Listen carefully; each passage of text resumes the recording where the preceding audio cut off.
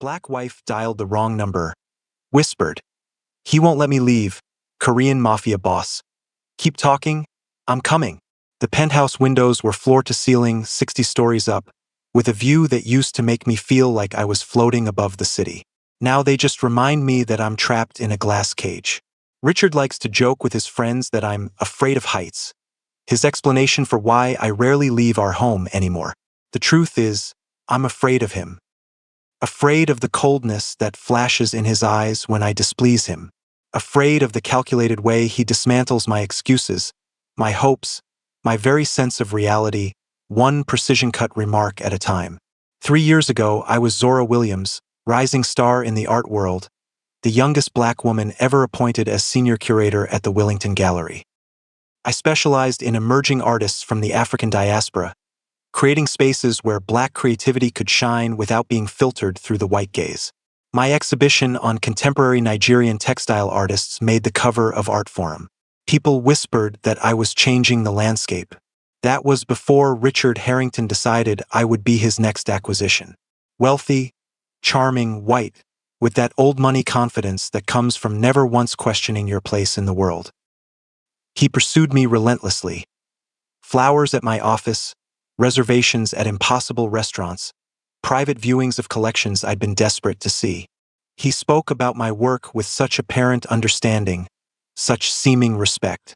When he introduced me to other wealthy collectors, doors opened. Opportunities materialized. I mistook control for devotion, possession for passion. By the time I recognized the difference, his grip was already tight around my life. The signs were there from the beginning, flashing red against the monochrome backdrop of his world. The constant calls if I didn't answer immediately. The way he'd interrogate me about my male colleagues' intentions, making innocent professional relationships seem tainted, suspicious. The subtle undermining, "Are you sure you want to wear that to the gallery opening? It's a bit ethnic, don't you think? I don't think your concept really holds up intellectually, but if you're passionate about it, darling, I'll support you." Each comment precisely calculated to make me doubt myself, to make his approval feel like salvation. My mother saw it at our engagement dinner. The proprietary way his hand rested on the back of my neck, the manner in which he ordered for me without asking what I wanted. "Zora," she whispered when he stepped away, "that man doesn't love you. He loves owning you." I dismissed her concerns as old-fashioned, as not understanding modern relationships. Now I wake up every morning wishing I had listened. By the time we married in a lavish ceremony covered by Vogue, influential art curator weds finance mogul in cultural fusion, he'd already isolated me from half my friends. The black artists I championed were suddenly difficult or politically motivated. My college friends were holding me back or jealous of my success. By our first anniversary, celebrated in a private villa in Santorini that felt more like a beautiful prison, my sister Nia was the only person he hadn't managed to drive away, and even those calls were becoming less frequent because he always seemed to be listening, hovering, monitoring. Tonight was the breaking point. My gallery offered me a chance to curate a major exhibition in Paris. 3 months in Europe, a career-defining opportunity to showcase black feminine perspectives in contemporary art. When I told Richard over dinner, his favorite steakhouse, the chef who knows exactly how he likes his ribeye prepared, the waiter who never asks if I want a second glass of wine because Richard always answers for me. Something darkened in his eyes. He didn't shout. Richard never shouted.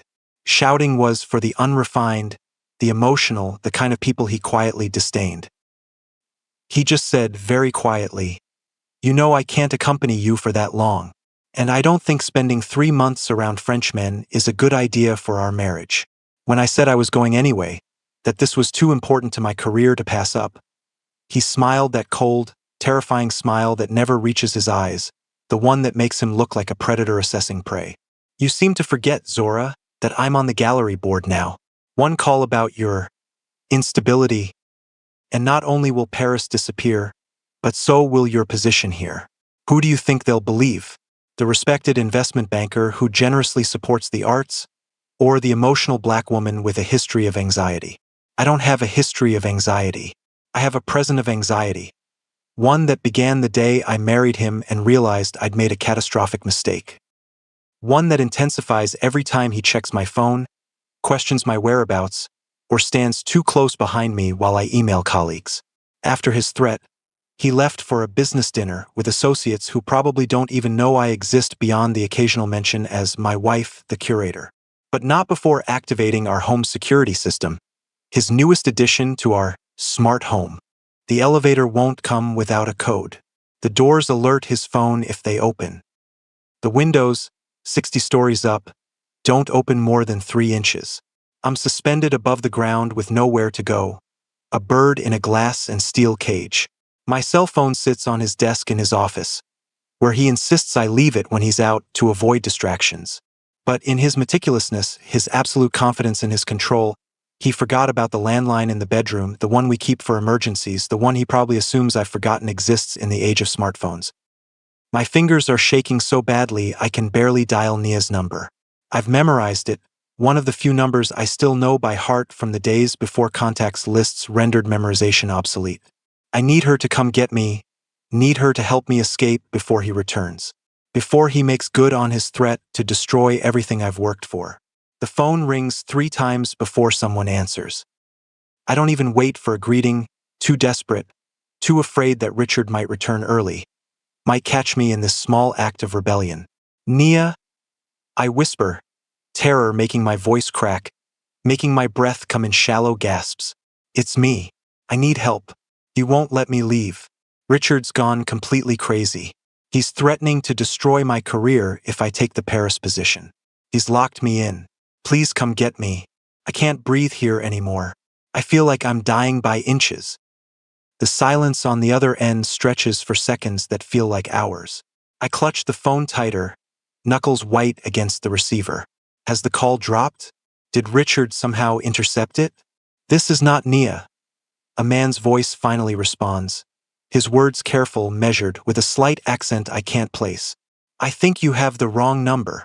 My stomach drops, a stone plummeting 60 stories to the pavement below. I've misdialed in my panic. I should hang up immediately. Instead, I start to cry, huge silent tears that burn down my cheeks, the culmination of months, years, of fear and isolation suddenly unleashed by this simple mistake. I'm sorry, I manage, trying to keep my voice steady, to sound like a normal person who is simply dialed incorrectly and not a woman on the verge of shattering. I'll go. Wait. The voice is sharper now, commanding in a way that makes me freeze with the receiver halfway to its cradle. You said someone won't let you leave. Are you in danger right now? I should lie. I should hang up. I should pretend this was all a mistake, a silly misunderstanding, nothing for a stranger to concern himself with.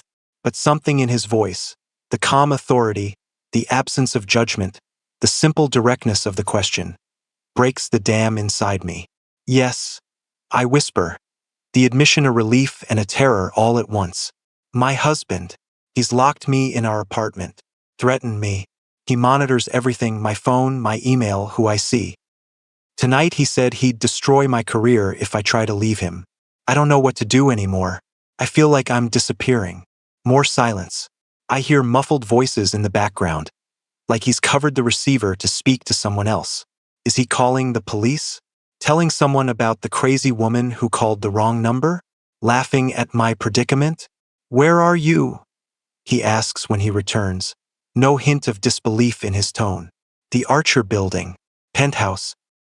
I shouldn't be telling a stranger this. Richard would be furious. But what does it matter now? But it doesn't matter. The security is extensive. You need codes to get up here. And he'll be back soon. He never stays out long. The Archer on Riverside Drive? He confirms. And there's something in the precision of his question that makes me believe he's taking this seriously. Yes.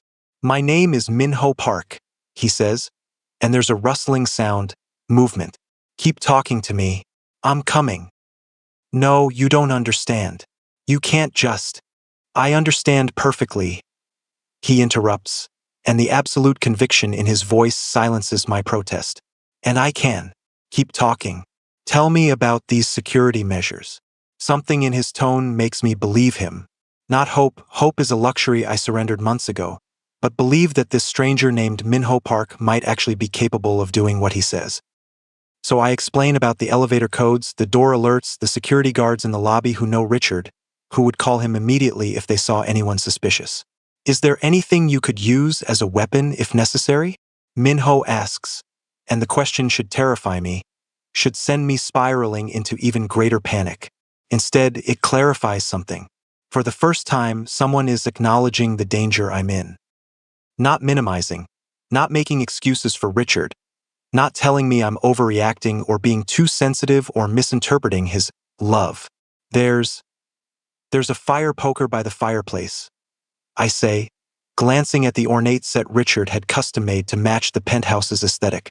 And kitchen knives. Good. Get the poker, keep it with you. How long until your husband returns? He said 2 hours. That was 40 minutes ago. Plenty of time, Minho says, and I hear the sound of a car door closing, an engine starting. Tell me your name. Zora. Zora Williams. Well, Harrington now, but I trail off, realizing how little I recognize myself in Richard's name.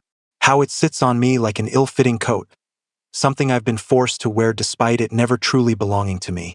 Zora, he repeats, as if testing the feel of it.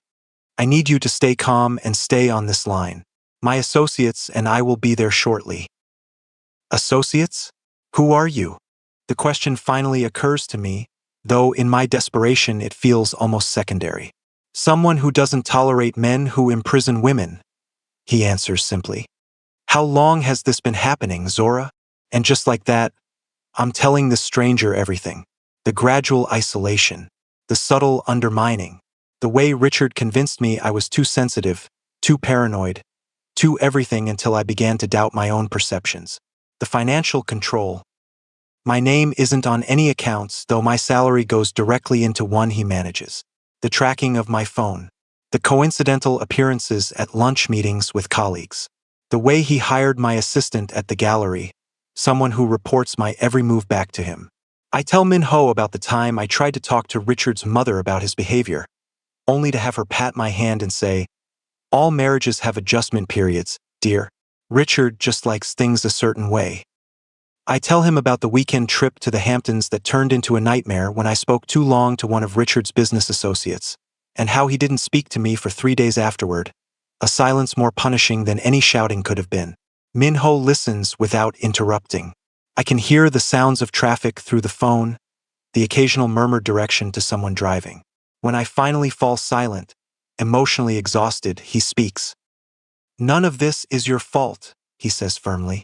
"Men like your husband are skilled manipulators. They target strong, capable women specifically for the challenge of breaking them. They see independence as something to be conquered, not celebrated. I don't feel strong anymore, I admit, the words scraping my throat like broken glass. Yet here you are, fighting back," he counters. "We're 5 minutes away. Do you have access to the building's service entrance codes?" "I do. Richard made me memorize them in case of emergencies," by which he meant anything he might need while at work. I recite them to Minho, then add, "But there are cameras everywhere. Cameras can be managed," he says with such certainty that I wonder again who this man is. "Is there anywhere in your apartment that isn't visible from the main living area? Somewhere you could wait safely? The guest bathroom has no windows and a solid lock." "Perfect.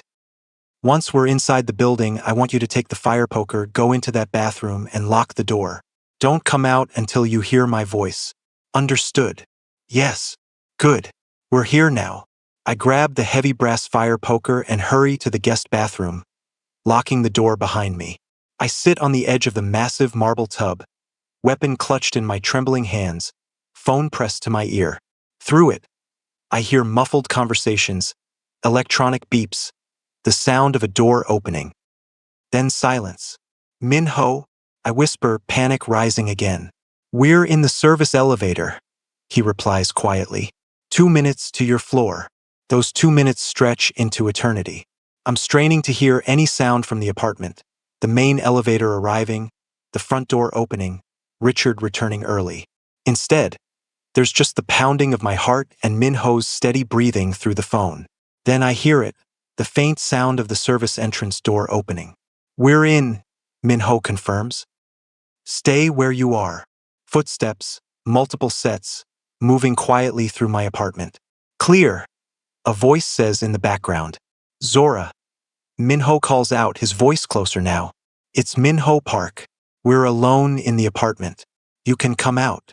I unlock the bathroom door with shaking fingers, emerging slowly, the fire poker still gripped tightly in my hand.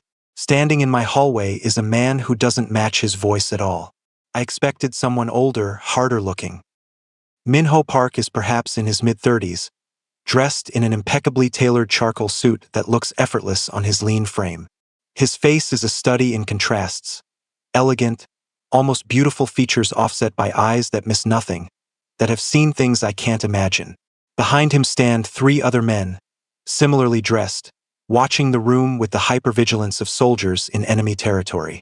"We need to move quickly," Minho says. "Your husband could return at any time." "I can't just leave," I say, though every fiber of my being wants to. "He'll find me. He'll destroy everything I've worked for. My career, my reputation, they're all I have left." Minho steps forward, maintaining a respectful distance. "Right now, we focus on your safety. Everything else can be addressed once you're out of here.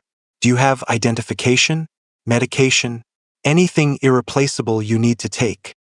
I think of my grandmother's wedding ring, hidden in my jewelry box because Richard said it clashed with the engagement ring he'd selected.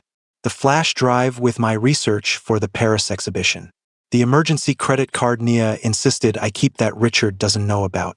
The small sketchbook where I still jot down exhibition ideas, one of the few creative outlets he hasn't managed to control. 5 minutes, I say. "Give me 5 minutes to pack." Minho nods to one of his men, who immediately moves to watch the main entrance. Another begins doing something to the security panel near the door, his fingers moving with practiced efficiency. "For minutes," Minho corrects gently. I move with the frantic efficiency of someone who has imagined this escape 1,000 times. Essentials only. The things Richard can't replace or destroy to hurt me. When I return to the living room, a small suitcase in hand, Minho is examining a painting on the wall, one of my favorites, a contemporary piece by a young black artist from Detroit that speaks to urban decay and resilience in equal measure. "Interesting texture work," he comments as if we're at a gallery opening and not in the middle of my escape from an abusive marriage. "It's one of the few things here that's actually mine," I reply. "I bought it before I met Richard. He hates it, says it disrupts the aesthetic of the room, but it was the one thing I wouldn't let him remove." He nods once, understanding immediately. "We should take it then." One of his men carefully removes the painting from the wall, wrapping it in a blanket from the couch with surprising gentleness. "The security system has been temporarily disabled," Minho informs me. "It will appear as a technical glitch, not intentional tampering. We'll use the service elevator and exit through the loading dock. My car is waiting." "And then what?" I ask, the enormity of what I'm doing finally hitting me. "I'm leaving my husband. I'm walking away from the life I've built, however compromised it's become. I'm putting my trust in a complete stranger." "And then you'll be safe," he says simply, as if that's all that matters. Maybe it is. We're halfway to the service entrance when the main elevator pings. The sound freezes me mid-step, my heart seizing. "He's back early," I gasp, terror flooding my system. Minho moves with startling speed, placing himself between me and the main entrance. "Change of plans," he says calmly to his men. "Protocol 3. They rearrange themselves instantly, 2 moving toward the main door, 1 staying with us. "This way," Minho says, guiding me toward the service entrance. Quickly and quietly. We're almost there when I hear the front door open. Richard's voice calls out, "Zora? Why are the lights off?" Minho's hand is firm but gentle on my arm as he guides me through the service door. His associate is already holding the elevator. We step in just as I hear Richard's footsteps coming down the hall. "Zora?" His voice is sharper now, suspicious. The elevator doors slide closed, and we begin our descent. I'm shaking uncontrollably, torn between terror and disbelief at what I've just done. Your husband won't follow, Minho says, correctly reading my fear. My men will ensure he understands that pursuing you would be inadvisable. They won't hurt him, will they? I ask, surprised by my own concern for a man who has caused me so much pain. Minho studies me with those perceptive eyes. They will explain the situation to him. Physical persuasion is a last resort. The way he says it, clinical, detached, should frighten me. Instead, it's strangely comforting. This man operates by rules I don't understand, but they seem to include protecting women like me. We exit through the loading dock, where a sleek black Mercedes waits. Minho opens the door for me, and I slide into the leather interior that smells of sandalwood and something distinctly masculine. He gets in beside me, and the car pulls away from the curb with smooth precision. Only when we're several blocks away do I finally exhale, a breath I feel like I've been whole. Ding for years. Thank you, I whisper, the words entirely inadequate. Minho turns to face me, his expression solemn. No one deserves to be imprisoned, especially not in their own home. Where are we going? I ask, suddenly aware that I've placed my life in the hands of a complete stranger. Somewhere safe, he replies. I own a building across town. The top floor is secure and private. You can stay there until we determine next steps. He inclines his head slightly. Unless you prefer to handle this alone. I have resources that could be useful to you, but I understand if you're hesitant to accept further assistance. I study him in the dim light of the passing street lamps. His profile is strong, refined. There's something almost regal in his bearing. And yet, despite the expensive suit and commanding presence, he doesn't trigger the warning bells that Richard did when we first met. Perhaps because Minho hasn't once tried to tell me what to feel or think. He hasn't minimized my situation or questioned my decisions. Who are you, Minho Park? I ask directly. Really? He considers me for a long moment. I run several businesses in this city and internationally. Import-export primarily. Art acquisition is one of our legitimate enterprises.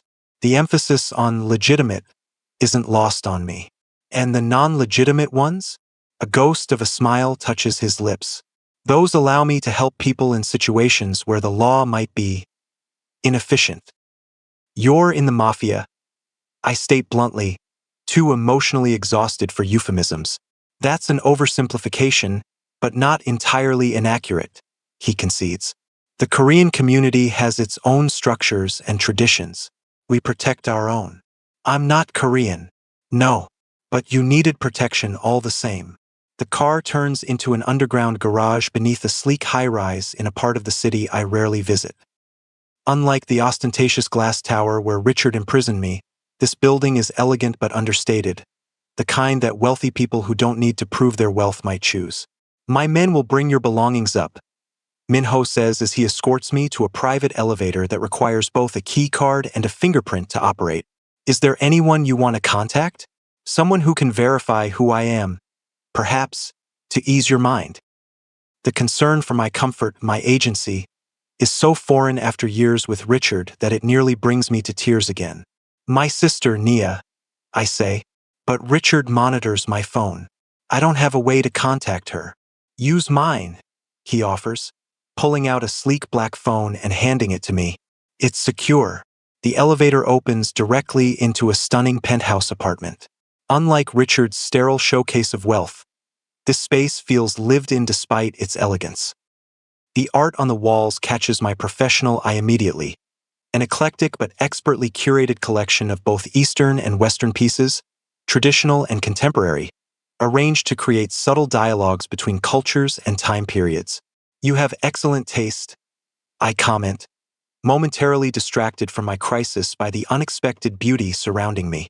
I appreciate beauty and authenticity, Minho replies. Please make yourself comfortable. The guest suite is through that door. It has everything you should need. I dial Nia's number from memory, praying she'll answer an unknown call at this hour. When I hear her voice, suspicious and guarded, I nearly collapse with relief. Nia, it's me. I left Richard. I'm safe. Her immediate barrage of questions is so familiar, so comforting that I start crying again. Through hiccuping sobs, I explain what happened, the wrong number, Minho's rescue, where I am now. Girl, you got in a car with a strange man who says he's in the Korean Mafia? Nia's voice rises with each word. Have you lost your mind? What if he's a trafficker or something? He's standing right here. Nia, I say, embarrassed. And he just risked a lot to help me. Put him on the phone, she demands. I hold the phone out to Minho, who takes it with a slight bow of his head. This is Minho Park, he says, then falls silent, listening. Occasionally he nods or says, yes, I understand, or that's a reasonable concern. After several minutes, he says, of course, I'll have a car sent for you immediately. The address is. He provides details, then returns the phone to me. Your sister is formidable, he comments with what might be respect. She's coming here. I've sent a car. You didn't have to do that. She's concerned for your safety. It's understandable. He moves toward the kitchen. Would you like tea while we wait? Or something stronger, perhaps? Tea would be nice, I reply, sinking onto a sofa that probably costs more than I make in 3 months. As Minho prepares tea with practiced movements that suggest ritual rather than mere beverage making, I try to process everything that's happened in the last 2 hours. I've left my husband. I'm sitting in a Korean Mafia boss's penthouse. I have no idea what tomorrow will bring. You're having regrets, Minho observes as he places a delicate ceramic cup in front of me. The tea inside is pale gold and smells of orchids. Not regrets, I correct. Fear. Richard won't let this go. He's vindictive. He'll come after my career, my reputation. Minho sits across from me, his posture perfect but somehow not rigid. Men like your husband rely on fear to maintain control. When that fails, they attempt to destroy what their victim values most. In your case, your professional standing. Exactly. What if he couldn't? Minho asks simply. What do you mean? What if certain financial irregularities were discovered in his accounts? What if his own reputation became questionable? The implication hangs in the air between us. I should be horrified. Instead, I'm intrigued. After years of powerlessness, the idea that Richard might experience even a fraction of the vulnerability he's inflicted on me is intoxicating. You could do that? I have certain resources, he says carefully. Information can be a more effective weapon than violence, especially when dealing with men whose power comes from public perception. Before I can respond, the elevator announces Nia's arrival. She bursts into the apartment like a hurricane, all protective fury and suspicion. She wraps me in a hug that nearly cracks my ribs, then turns to assess Minho with narrowed eyes. So you're the Korean Mafia boss who answered my sister's wrong number, she says bluntly. If Minho is offended by her directness, he doesn't show it. He merely inclines his head. I prefer businessman, but yes. Nia circles him like a shark, taking in the expensive suit, the quiet confidence, the apartment that screams money but tasteful money. Why help her? She demands. What's your angle? Nia, I protest. Minho holds up a hand. It's a fair question. I helped because I could. Because no one should be imprisoned against their will. I have no angle, as you put it. Bullshit, Nia retorts. Men always want something. A flicker of something. Amusement? Respect? Crosses Minho's face. Then consider it a debt settled with the universe. My younger sister was once in a situation not unlike your sister's. No one helped her when she needed it most. I couldn't change her past, but I could change Zora's future. The simple statement silences even Nia. We both recognize the ring of truth in his words, the genuine pain beneath the composed exterior. I'm sorry about your sister, I say softly. Minho's expression closes like shutters drawn against a storm. It was a long time ago. The moment stretches, heavy with unspoken histories. Then Minho straightens slightly, back to business. You're both welcome to stay here as long as necessary. The guest wing has 2 bedrooms. Tomorrow, we can discuss more permanent arrangements and how to handle your husband. I should call the police, I say, though the words lack conviction. Richard has friends in the department, connections everywhere. You can, Minho agrees. But I suggest waiting until we've secured evidence of his threats and financial control. Police take domestic situations more seriously when presented with concrete evidence rather than one person's word against another's. He's right, Nia admits grudgingly. Richard's got half the city's elite in his pocket. We need leverage.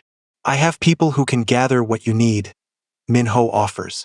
Discreetly and legally, he adds, seeing my expression. Bank records, email communications, security footage from your building. All of which can be presented to the authorities. Why would you do all this for me? I ask, the question that's been burning since he first said he was coming to help me. Minho considers me with those deep, unfathomable eyes. Because freedom should never be a luxury. Because strength should be celebrated, not punished. Because I recognize in you something worth protecting. Something shifts in my chest at his words. A recognition. A kinship I don't fully understand but feel nonetheless. This man sees me, really sees me, in a way Richard never did. Not as a possession or an ornament or a reflection of his own success. But as a human being with value intrinsic to myself. Thank you, I say again. The word's still inadequate, but all I have to offer. Minho nods once, acceptance and acknowledgement in the simple gesture. Get some rest, Zora. Tomorrow will bring its own challenges. He's right about that. The days that follow are a crash course in dismantling a life built on quicksand. With Minho's resources supporting me, I file for divorce and a restraining order. We gather evidence of Richard's financial manipulation, his threats, the surveillance systems he installed without my knowledge.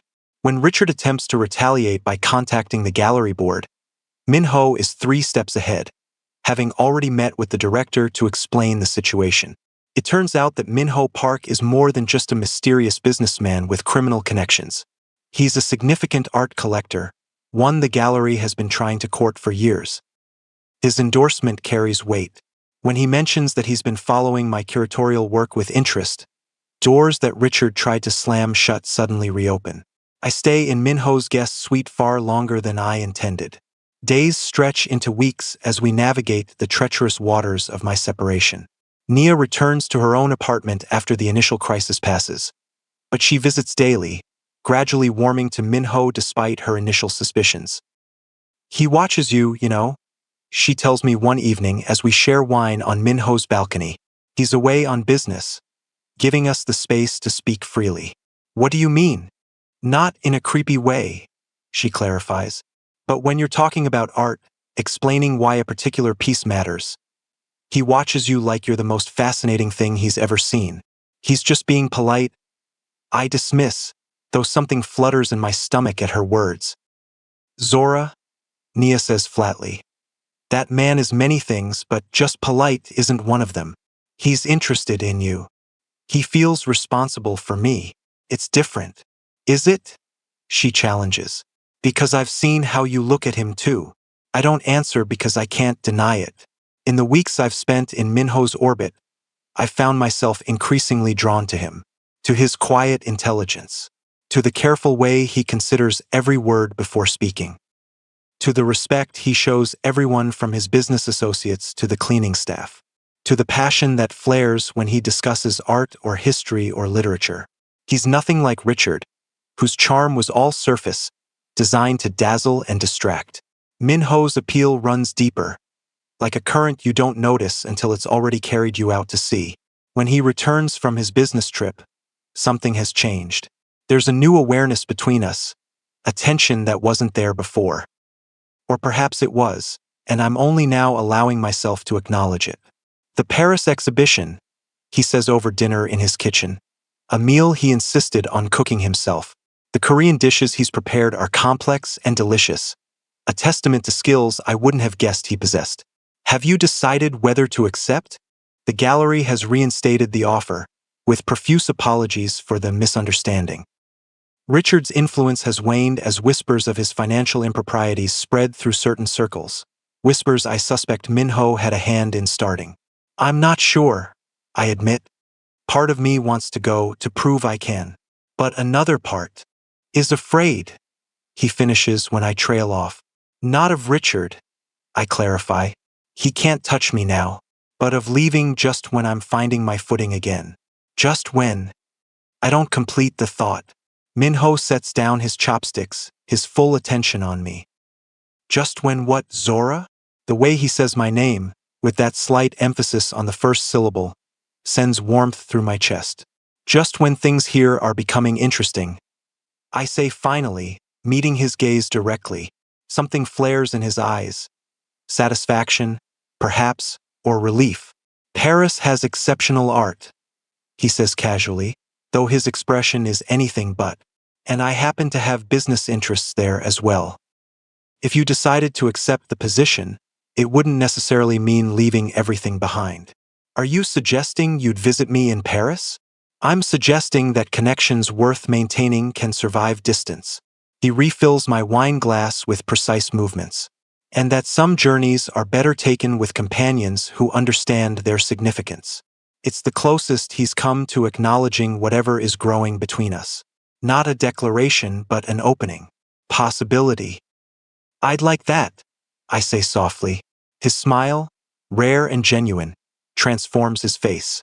For a moment, I glimpse the man beneath the composed exterior, the one with passions and vulnerabilities he keeps carefully guarded. I accept the Paris position the next day. As I prepare for my departure, Minho proves an unexpected ally, leveraging his connections to secure me an apartment in a building he assures me is safe and private. He never presumes, never assumes, always careful to present options rather than directives. The night before I leave, we stand on his balcony overlooking the city lights. The same city that once felt like a prison now spreads before us like a constellation of possibilities. I never thanked you properly, I say, breaking the comfortable silence between us. You don't need to thank me, Zora. I do. Not just for the rescue, though that was... I shake my head, still unable to fully process that night, but for what came after. For showing me what respect actually looks like. For reminding me who I am when I'd almost forgotten. Minho turns to face me, his expression serious. You did that yourself. Your strength was always there, merely dormant, like embers waiting for air. You provided the oxygen, I counter. Perhaps. His gaze drops to my lips, then returns to my eyes, a silent question. I answer by closing the distance between us. His kiss is like everything else about him, controlled but with depths of passion beneath the surface. His hands cradle my face as if I'm something precious, something to be cherished rather than possessed. When we part, breathless and slightly stunned, he presses his forehead to mine. I've wanted to do that since the night you walked into my apartment and started analyzing my art collection instead of falling apart. I laugh softly. I've wanted you to do that since you handed me your phone and let me call my sister. No questions asked.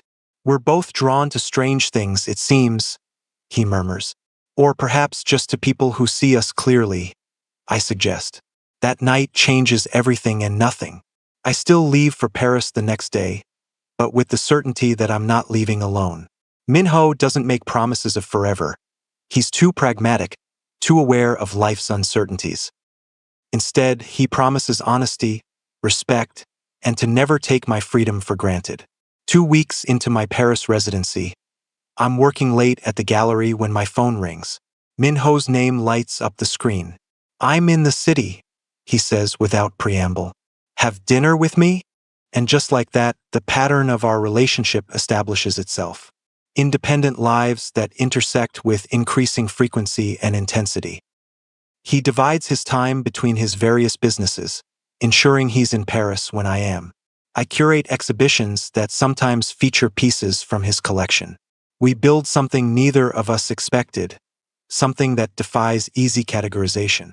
6 months in, the trouble starts.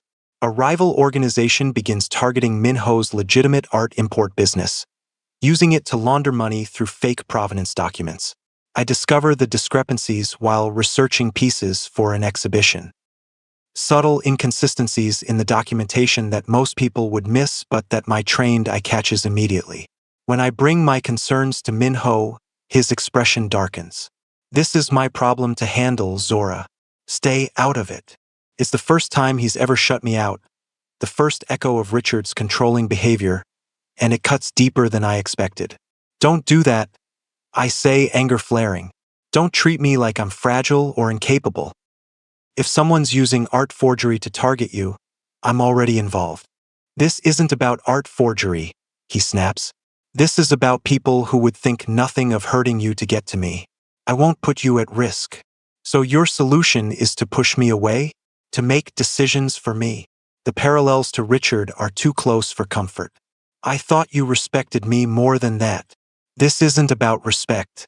It's about protection. Protection becomes control the moment you stop letting me choose. I counter. We really argue for the first time. He tries to shut me out for my own good. I refuse to be sidelined. We part in anger, each too stubborn to bend. For a week, we don't speak. It's the longest we've gone without contact since that first wrong number. I throw myself into my work, trying to ignore the ache in my chest. But I also continue my investigation into the forged provenance documents, using my art world connections to trace the patterns. What I discover sends ice through my veins. The forgeries aren't random. They're systematic, designed to implicate Minho in international art theft. Worse, they're connected to pieces that were originally looted during the Japanese occupation of Korea. A deliberate attack not just on Minho's business, but on his heritage, his family honor. I try calling him. He doesn't answer. Pride and fear war within me, but concern wins out.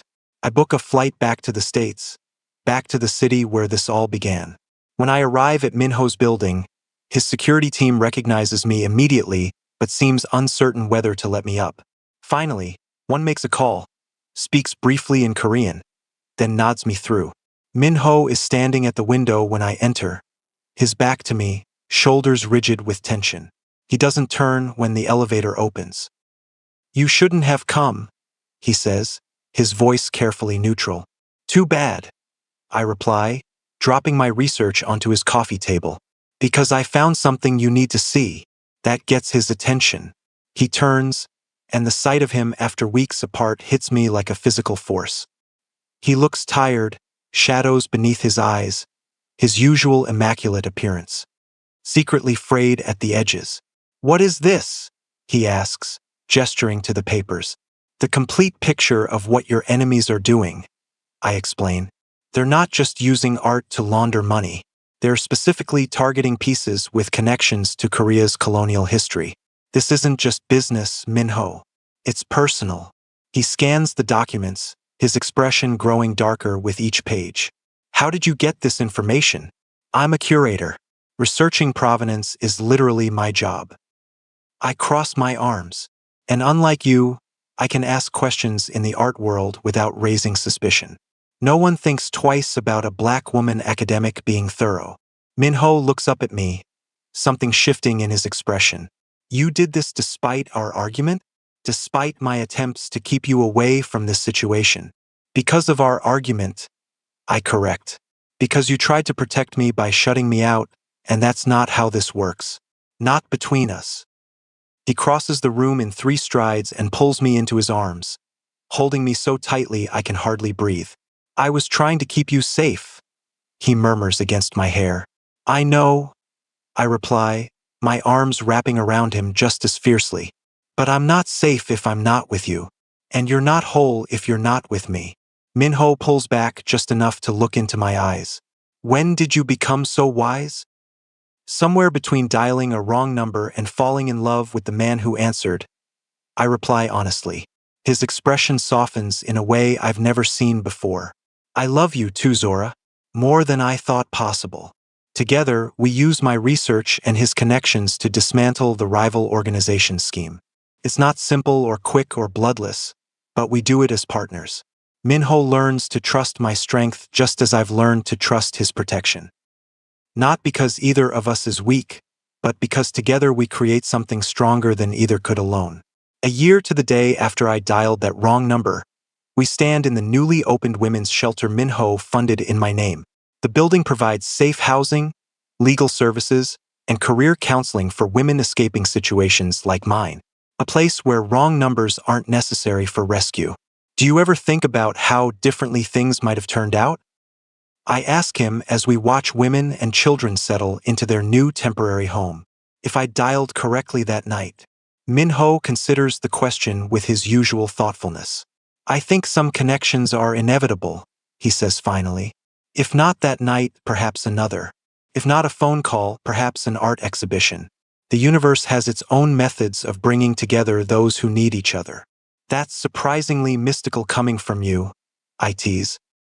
He smiles, that rare, genuine smile that still makes my heart race. Even the most pragmatic businessman must acknowledge when the evidence suggests something beyond coincidence. Later that night, in the home we now share, Min-ho presents me with a small box. Inside is a necklace, a delicate pendant shaped like a traditional Korean knot. The infinity knot, he explains as he fastens it around my neck. No beginning, no end. In our tradition, it represents the interconnectedness of all things. How even apparent mistakes, like wrong numbers, I interject softly, can be part of a larger pattern, he finishes. One we can't always see when we're too close to it. I touch the pendant, feeling its smooth curves beneath my fingers. It's beautiful. You're beautiful, he counters, in every way that matters. From a wrong number whispered in desperate fear to this moment of profound connection, the journey seems impossible. And yet here we are, proof that sometimes the darkest moments can lead to the brightest futures. That sometimes the wrong number is exactly the right one. That sometimes a stranger's voice saying, "Keep talking, I'm coming," can change everything. I once lived in a glass cage 60 stories above a city, a prisoner in my own home. Now I stand beside a man who would tear down buildings with his bare hands before he'd ever let me feel trapped again. A man who showed me that protection without possession is possible. That strength can be matched with strength, passion with passion, power with power, not in competition but in harmony. I dialed a wrong number and whispered, "He won't let me leave." A Korean Mafia boss answered, "Keep talking, I'm coming." And in that unlikely connection, I found not just rescue but redemption. Not just safety but partnership. Not just escape but a journey home to myself. Some would call it coincidence. Min-ho calls it inevitable. I call it the moment my real life began.